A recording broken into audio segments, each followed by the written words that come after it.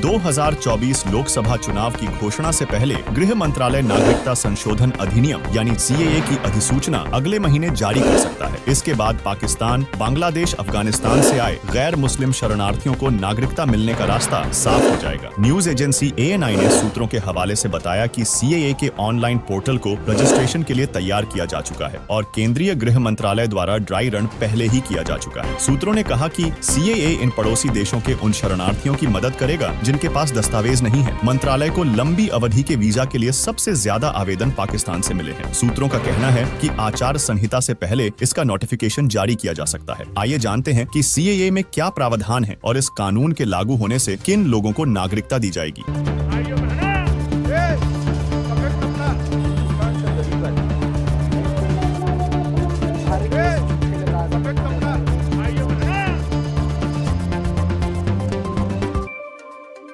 नागरिकता संशोधन अधिनियम फिर चर्चा में है। खबर है कि केंद्र सरकार CAA को जल्द अधिसूचित किए जाने की तैयारी में है। संसद द्वारा 11 दिसंबर 2019 को अधिनियमित CAA पूरे देश में चर्चा और व्यापक विरोध का विषय रहा है। इस कानून के तहत 3 पड़ोसी देशों के गैर मुस्लिम प्रवासियों को भारतीय नागरिकता देने का प्रावधान किया गया है। कहा जाता रहा है कि CAA के नियमों और प्रक्रिया को अंतिम रूप देने की वजह से देरी हुई है। दरअसल इस महीने की शुरुआत में केंद्रीय गृह मंत्री अमित शाह ने भी CAA को लेकर बयान दिया था। उन्होंने कहा था कि CAA के संबंध में नियम जारी कर इस साल लोकसभा चुनाव से पहले लागू किया जाएगा। शाह का कहना था कि हमारे मुस्लिम भाइयों को गुमराह किया जा रहा है और भड़काया जा रहा है। CAA सिर्फ उन देशों के अल्पसंख्यक लोगों को नागरिकता देने के लिए है जो पाकिस्तान, अफगानिस्तान और बांग्लादेश में उत्पीड़न का सामना करने के बाद भारत आए हैं। ये किसी की भारतीय नागरिकता छीनने के लिए नहीं है। सूत्रों का कहना है कि केंद्र सरकार आदर्श आचार संहिता लागू होने से पहले किसी भी समय नागरिकता संशोधन अधिनियम के नियमों को अधिसूचित कर सकती है। अब आइए जानते हैं कि CAA संसद की टेबल पर कब आया। दरअसल नागरिकता संशोधन बिल पहली बार 2016 में लोकसभा में पेश किया गया था। यहाँ से तो ये पास हो गया था, लेकिन राज्यसभा में अटक गया था। बाद में इसे संसदीय समिति के पास भेजा गया और फिर 2019 का चुनाव आ गया। फिर से मोदी सरकार बनी। दिसंबर 2019 में इसे लोकसभा में दोबारा पेश किया गया। इस बार ये बिल लोकसभा और राज्यसभा दोनों जगह से पास हो गया। 10 जनवरी 2020 को राष्ट्रपति की मंजूरी मिल गई थी। अब आइए जानते हैं इसे लागू करने में देरी क्यों हुई। CAA के लागू होने में देरी के कई फैक्टर रहे हैं। शुरुआती विरोध के कारण पूरे देश में CAA पर बहस तेज हो गई थी। खासकर असम और त्रिपुरा जैसे राज्यों में व्यापक प्रदर्शनों ने चिंताएं बढ़ा दी थी। दिल्ली के शाहीन बाग में धरना दिया गया। असम के गुवाहाटी में विरोध में सभाएं हुई। उसके बाद सुप्रीम कोर्ट में याचिकाएं दायर की गईं और इसकी संवैधानिक वैधता पर सवाल उठाए गए। आलोचकों ने तर्क दिया कि ये कानून भेदभावपूर्ण है। इसमें म्यांमार के रोहिंग्या और तिब्बती बौद्धों जैसे कुछ उत्पीड़ित समूहों को शामिल नहीं किया गया है। इस बीच कोरोना के कारण देश में लॉकडाउन और प्रतिबंध लागू कर दिए गए। ऐसे में विरोध प्रदर्शन थम गए थे। फिर CAA पर लंबी खामोशी बनी रही। संसद में पारित होने के 4 साल बाद भी CAA लागू नहीं हो सका। इसके नियमों और प्रक्रिया को अंतिम रूप दिया जाना बाकी था। अब सवाल यह उठता है कि किन लोगों को नागरिकता दी जाएगी। तो आपको बता दें, नागरिकता देने का अधिकार पूरी तरह से केंद्र सरकार के पास है। पड़ोसी देश अफगानिस्तान, बांग्लादेश और पाकिस्तान के हिंदू, सिख, जैन, पारसी, बौद्ध और ईसाई समुदायों से आने वाले प्रवासियों को भारतीय नागरिकता देने के लिए 1955 के नागरिकता अधिनियम में संशोधन किया गया है। ऐसे प्रवासी नागरिक जो अपने देशों में धार्मिक उत्पीड़न से तंग आकर 31 दिसंबर 2014 से पहले भारत में आकर शरण ले चुके हैं। इस कानून के तहत उन लोगों को अवैध प्रवासी माना गया है जो भारत में वैध यात्रा दस्तावेज यानी पासपोर्ट और वीजा के बगैर घुस आए हैं या फिर वैध दस्तावेज के साथ तो भारत में आए हैं लेकिन तय अवधि से ज्यादा समय तक यहाँ रुक गए हों। वहीं पर सरकार ने साफ किया है कि नागरिकता संशोधन अधिनियम CAA में किसी भी भारतीय की नागरिकता छीनने का कोई प्रावधान नहीं है, यानी किसी की नागरिकता पर कोई संकट नहीं है। गृह मंत्री का कहना है कि CAA किसी की नागरिकता छीनने का कानून नहीं है। बाकी आपका इस खबर पर क्या विचार है, हमें कमेंट में बताएं और वार्ता 24 न्यूज चैनल को सब्सक्राइब करें।